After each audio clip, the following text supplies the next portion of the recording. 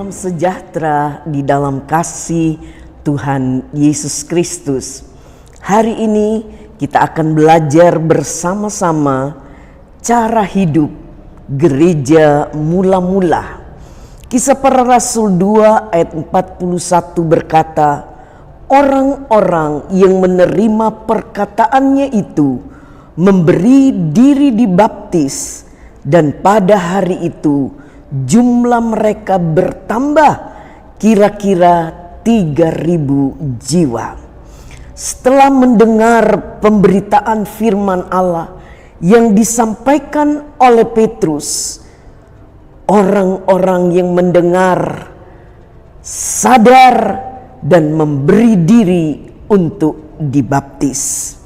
Anggota jemaat adalah orang-orang yang telah memberi diri dibaptis.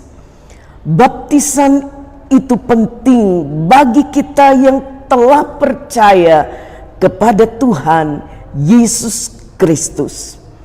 Kata baptisan berasal dari kata baptiso atau bapto, artinya ditenggelamkan.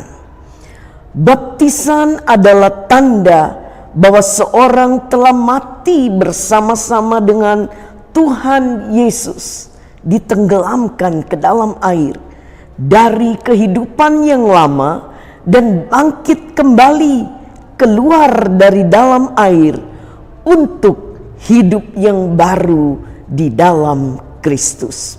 Meskipun merupakan lambang, tetapi baptisan merupakan sakramen, artinya perbuatan yang kudus, sakral, yang dilakukan atas perintah Tuhan Yesus Kristus. Ada dua sakramen, yaitu baptisan kudus dan perjamuan kudus. Meskipun berupa lambang, tetapi dalam ketaatan untuk melakukan, selalu ada berkat yang Tuhan anugerahkan.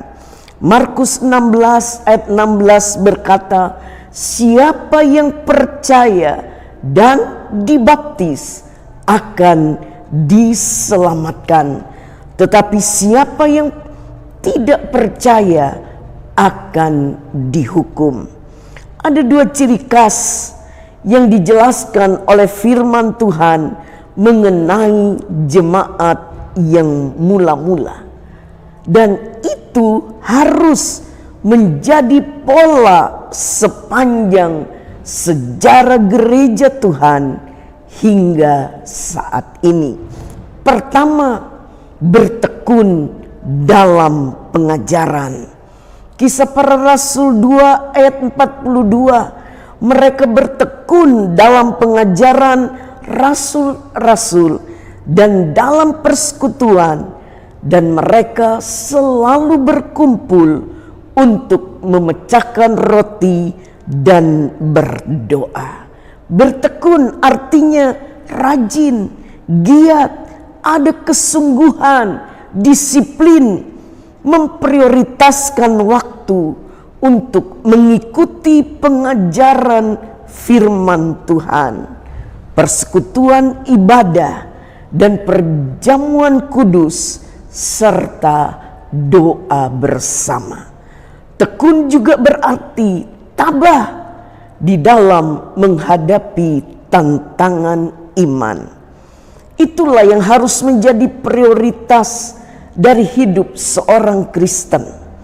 Ketekunan jemaat mula-mula karena ada kerinduan untuk selalu belajar dan diajar oleh para rasul.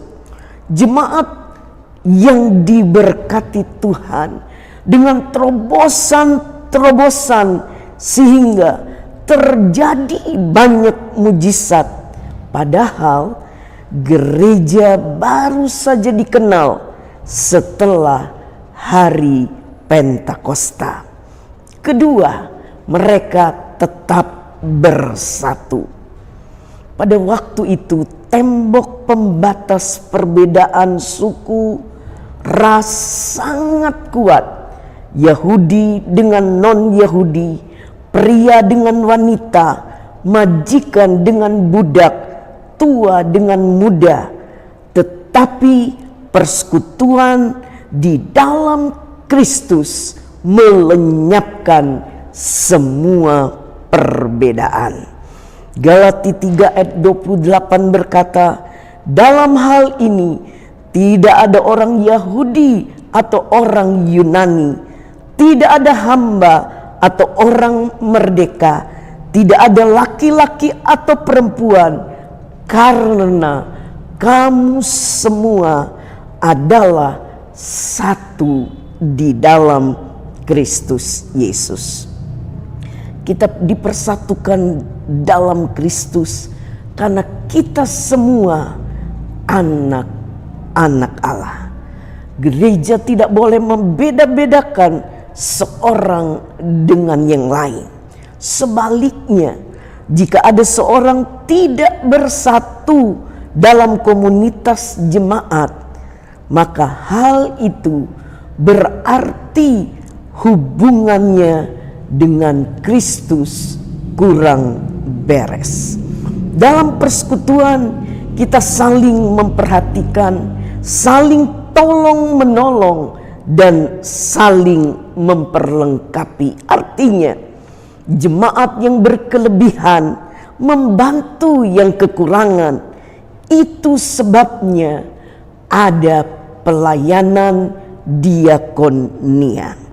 Roma 15 ayat 1 berkata, kita yang kuat wajib menanggung kelemahan orang yang tidak kuat, dan jangan kita mencari kesenangan kita sendiri.